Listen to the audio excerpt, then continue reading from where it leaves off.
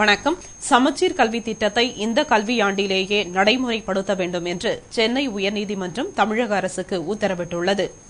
சமச்சீர் கல்வி திட்டத்தை அமல்படுத்தி அனைத்து தரப்பு மக்களுக்கும் ஒரே மாதிரியான கல்வியை வழங்க வேண்டும் என்று தமிழகத்தில் கடந்த ஆட்சியில் அரசு மத்திய அரசிடம் ஒப்புதல் பெற்று புத்தகங்கள் தயாரித்து வைத்திருந்தது. இந்நிலையில் புதியதாக பொறுப்பேற்ற தமிழக முதல்வர் ஜெயலலிதா சமச்சீர் கல்வி திட்டத்தை ரத்து செய்ய வலியுறுத்தி நீதிமன்றத்தில் வழக்கு தொடுத்தார். நீதிமன்றம் சமச்சீர் கல்வி திட்டத்தை அமல்படுத்த வலியுறுத்தி தீர்ப்பு வழங்கியது. இதனை எதிர்த்து உச்சநீதிமன்றத்தில் மேல்முறையீடு செய்யப்பட்டது. வழக்கை விசாரித்த நீதிபதிகள் ஆய்வுக்குழு அமைத்து அவர்கள் அளிக்கும் அறிக்கையின் அடிப்படையில் தீர்ப்பளிக்க வேண்டும் என்று சென்னை உயர்நீதிமன்றத்திற்கு உத்தரவிட்டனர். இதனிடையே கோடை விடுமுறை முடிந்து பள்ளிகள் திறக்கப்பட்டு மாணவர்களுக்கு புத்தகங்கள் வழங்கப்படாமல் அவர்களின் கல்வி கேள்விக்குறியாக இருந்தது. ஆனால் தற்பொழுது ஆய்வுக்குழு அறிக்கையை விசாரித்த சென்னை உயர்நீதிமன்றம் சமச்சீர் கல்வி திட்டத்தை இந்த கல்வியாண்டிலேயே அமல்படுத்த வேண்டும் என்று தீர்ப்பு வழங்கியுள்ளது. மேலும் வரும் 22ஆம் தேதிக்குள் அனைத்து வகுப்பு மாணவர்களுக்கும் புத்தகம் வழங்க வேண்டும் என்று உத்தரவிட்டுள்ளது.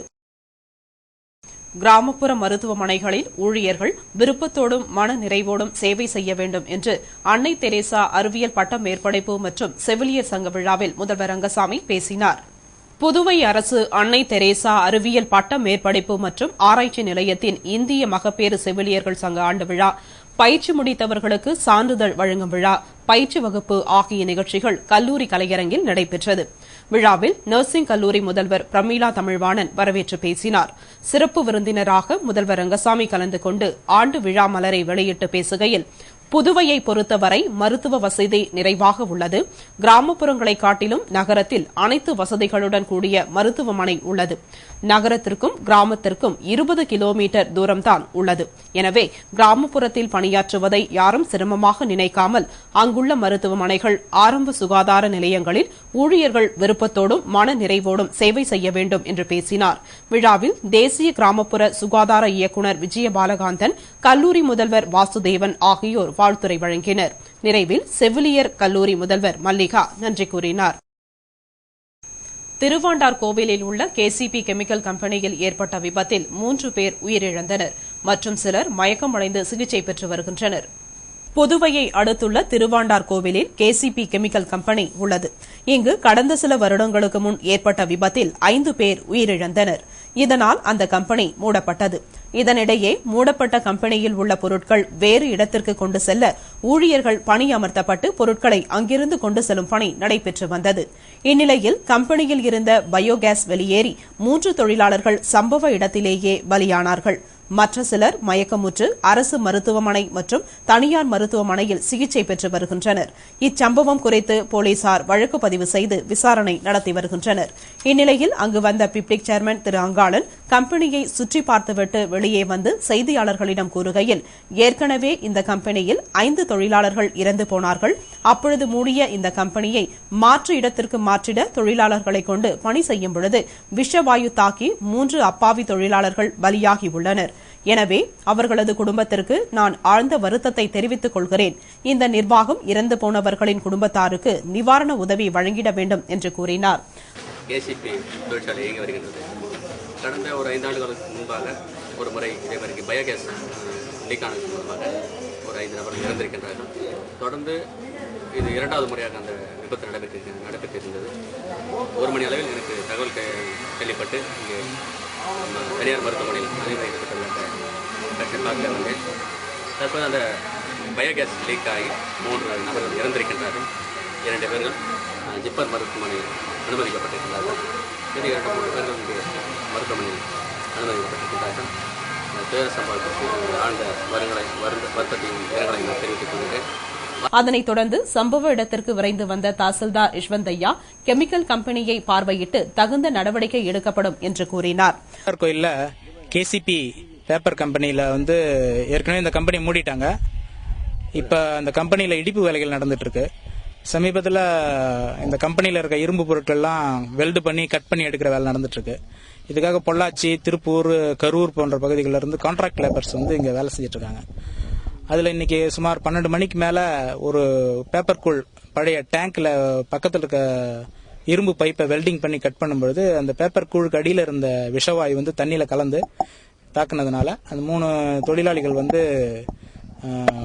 அந்த தண்ணியில் விழுந்து விஷவாயு தாக்கி இறந்துட்டாங்க. உடனடியாக காப்பாற்ற போன 3 பேர் ஆஸ்பத்திரியில் அட்மிட் பண்ணியிருக்கோம். அதில் இறந்து போனவங்க வந்து கோபி என்றவர் கரூர் மாவட்டத்தை சேர்ந்தவர், மணி என்கிற மணிகண்டன் வந்து திருப்பூர் மாவட்டத்தை சேர்ந்தவர், தங்கராசன் ஒருத்தர் பேர் சொல்றாங்க, அவரும் வந்து அந்த மாவட்டத்தை சேர்ந்தவராக இருக்கலாம். அவருடைய விலாசம் சரியா தெரியல, விசாரணை நடத்திட்டு இருக்கோம். இது வந்து தொழிலாளர்கள் வந்து முன்னறிவிப்பு எதுவும் இல்லாம ஜாக்கிரதையா முன் ஏற்பாடுகள் இல்லாம பாதுகாப்பு ஏற்பாடுகள் செய்யாம அந்த மாதிரி டேங்க்குள்ள இறங்கி வேலை செய்ய போனதுனால ஏற்பட்ட விபத்து இது. இதுக்கு மாதிரி வேலைகளில் ஈடுபடும் பொழுது சம்பந்தப்பட்ட தொழிலாளர்களோ அந்த கான்ட்ராக்டர்ஸோ வந்து முன்னெச்சரிக்கை நடவடிக்கை அவங்களுக்கான பாதுகாப்பு ஏற்பாடுகள்லாம் செஞ்சுட்டு இது போல டேங்க்ல இறங்கி வேலை செய்யணுன்றது வந்து மாவட்ட நிர்வாகத்துடைய அறிவுறுத்தல். இது பல முறை வந்து மாவட்ட ஆட்சியர் வந்து அறிவுறுத்தல் செய்தோம். ஒரு சில லேபரர்ஸ் வந்து இதை சரிவர கடைபிடிக்கிறதில்ல. கம்பெனிக்காரங்களும் அவங்களுக்கு சரியான பாதுகாப்பு வசதிகள் செய்து கொடுக்காதனால இது போல மனித உயிரிழப்புகள் ஏற்படுது. இது மாதிரி உயிரிழப்புகளை தடுக்கணும்னு சொன்னா ஒரு பாதுகாப்பு ஏற்பாடுகள் செய்து கொண்டு அதற்கப்புறம் இது போல உள்ள டேங்க்ல வந்து இறங்கணும். விஷவாயு வந்து எந்த மாதிரி இடத்துல இருக்கும் இருக்காதுன்னு சொல்ல முடியாது. இது வந்து ரொம்ப நாளா பயன்படுத்தப்பட்டு ரொம்ப நாளான ஒரு ஸ்டோரேஜ் டேங்க்ன்றதால இது போல மனித உயிரிழப்புகள் வந்து ஏற்படுது. இது மேல கவனக்குறைவா இருந்த அதிகாரிகள், அதாவது வந்து அந்த கம்பெனி நிர்வாகிகள், அந்த கான்ட்ராக்டர்ஸ், அவங்க மேல வந்து சட்டப்படியான நடவடிக்கை எடுக்கப்படும் மாவட்ட ஆட்சியர் வந்து சொல்லியிருக்காங்க. அதனைத் தொடர்ந்து அங்கு வந்து பார்வையிட்ட காங்கிரஸ் செய்தி தொடர்பாளர் வீரராகவன் இறந்து போன ஊழியர்களின் குடும்பத்தாருக்கு புதுவை அரசு நிதி உதவி வழங்கிட வலியுறுத்தினார். மேலும் போலீசார் முழுமையான விசாரணை நடத்த வேண்டும் என்று கூறினார். திருவண்டார் கோயிலில் இருக்கிற இந்த தொழிற்சாலையிலே 3 அப்பாவி தொழிலாளர்கள் உயிரிழந்திருக்கிறார்கள். அவர்கள் உயிர் பறிக்கப்பட்டிருக்கிறது. இந்த அரசாங்கத்தினுடைய ஒட்டுமொத்தமான நிர்வாக சீர்கேட்டை இந்த 3 பேருடைய உயிரிழப்பு காட்டுகிறது. தொழிலாளர்கள் பணிபுரிகிற இடங்களிலே சம்பந்தப்பட்ட துறை தொடர் கண்காணிப்பு இருக்க வேண்டும், தொடர்ச்சியாக பார்வையிட வேண்டும். எதுவும் நடக்கவில்லை. ஆட்சியாளர்களுக்கும் தொழிலதிபர்களுக்கும் இருக்கிற ஒரு மியூச்சுவல் அண்டர்ஸ்டாண்டிங் தான் இந்த உயிரிழப்புக்கு காரணம். அப்பாவி தொழிலாளர்கள், வயிற்று பிழைப்புக்காக வந்த 3 தொழிலாளர்கள் இன்றைய தினம் உயிரிழந்து கிடக்கிறார்கள். அவருடைய குடும்பம் நடுத்தெருவில் நிற்கிறது. ஏற்கனவே 2006ஆம் ஆண்டு இதே கம்பெனியில் 5 தொழிலாளர்கள் விஷவாயு தாக்கி உயிரிழந்திருக்கிறார்கள். இது ஒரு மோசமான செயலாகும். உடனே அரசாங்கம் இறந்தவர் குடும்பத்திற்கு நஷ்ட ஈடு வழங்குவதோடு உடனே மிக கடுமையான நடவடிக்கை, யாராக இருந்தாலும் மிக கடுமையான நடவடிக்கை எடுக்க வேண்டும். இதேபோல திருவாண்டார் கோவில் திமுக பிரமுகர் திரு காந்தியும் பலியானவர் குடும்பத்திற்கு நிவாரண உதவி வழங்க வேண்டும் என்றார். திருவாண்டார் கோவில் கேசிபி கெமிக்கல் கம்பெனியில் ஏற்பட்ட விபத்தில் 3 பேர் பலியான சம்பவம் அப்பகுதியில் பெரும் பரபரப்பை ஏற்படுத்தியது. தீவிரவாதத்திற்கு எதிரான மத்திய அரசின் கொள்கையில் மாற்றம் தேவை என்று பாரதிய ஜனதா கட்சி மூத்த தலைவர் அத்வானி கருத்து தெரிவித்துள்ளார். இது தொடர்பாக பாரதிய ஜனதா கட்சி மூத்த தலைவர் அத்வானி கூறுகையில், மும்பையில் நடந்த தொடர் குண்டுவெடிப்பு சம்பவம் மிகுந்த கவலை அளிக்கக்கூடியதாக உள்ளது. இதற்கு மத்திய அரசுதான் முழு பொறுப்பு. மேலும் தீவிரவாதத்திற்கு எதிரான கொள்கையில் மாற்றம் செய்யாத வரை இதுபோன்ற சம்பவங்கள் தொடர்ந்து கொண்டுதான் இருக்கும் என்பதை பிரதமர் மன்மோகன் சிங்கும் காங்கிரஸ் தலைவர் சோனியா காந்தியும் உணர வேண்டும். எனவே தீவிரவாதத்திற்கு எதிரான கொள்கையில் மாற்றம் தேவை. மேலும் தீவிரவாதத்தை ஒழிக்க சர்வதேச சமுதாயம் ஒருங்கிணைந்து செயல்பட வேண்டும் என்று கூறினார். இதேபோன்று பாரதிய ஜனதா கட்சி தலைவர் நிதின் கட்காரி கூறுகையில், மனித சமுதாயத்திற்கு அச்சுறுத்தலாக விளங்கும் தீவிரவாதத்திற்கு எல்லை கிடையாது. மும்பையில் நடந்த தொடர் குண்டுவெடிப்பு சம்பவம் மிகுந்த கவலை அளிக்கிறது. மும்பை குண்டுவெடிப்பு புலனாய்வு துறையின் தோல்விதான் காரணம் என்று மத்திய உள்துறை அமைச்சர் ப. சிதம்பரம் கூறியுள்ளார் என்றும், மேலும் இதுபோன்ற தீவிரவாதத்தை ஒழிக்க நாடு முழுவதும் ஒருங்கிணைந்து செயல்பட வேண்டும் என்று கூறினார். ஆகஸ்ட் 1 முதல் செப்டம்பர் 8ஆம் தேதி வரை நடைபெறும் மழைக்கால கூட்டத்தொடரில் முக்கிய மசோதாக்கள் தாக்கல் செய்யப்படும் என்று மத்திய அமைச்சர் நாராயணசாமி கூறினார். இது தொடர்பாக மத்திய அமைச்சர் நாராயணசாமி கூறுகையில், நாடாளுமன்ற மழைக்கால கூட்டத்தொடர் ஆகஸ்ட் 1 முதல் செப்டம்பர் 8ஆம் தேதி வரை நடக்கவுள்ளது. இது மிகவும் முக்கியம் வாய்ந்த கூட்டத்தொடராகும்.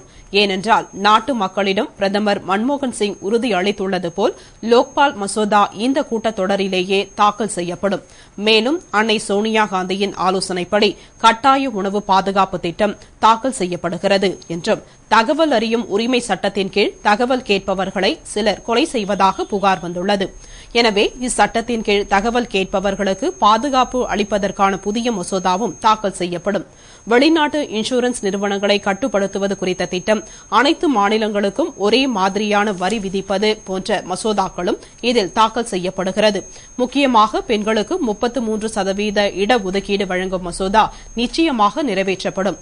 மேலும் கூட்டத்தொடரில் பல பிரச்சினைகளை கொண்டு வர எதிர்க்கட்சிகள் முயற்சி செய்யும். அவற்றை சந்திக்க நாங்கள் தயாராக உள்ளோம் என்றும், பிரச்சினைகள் குறித்து விவாதம் செய்யலாமே தவிர நாடாளுமன்ற கூட்டத்தை முடக்க முடியாது. கூட்டத்தொடரை சுமூகமாக நடத்த எதிர்க்கட்சிகள் ஒத்துழைப்பு தர வேண்டும். குறிப்பாக பாரதிய ஜனதா முழு ஒத்துழைப்பு கொடுத்து பொறுப்புள்ள எதிர்க்கட்சியாக செயல்பட வேண்டும் என்று கூறினார். இத்துடன் செய்திகள் நிறைவடைந்தன. வணக்கம்.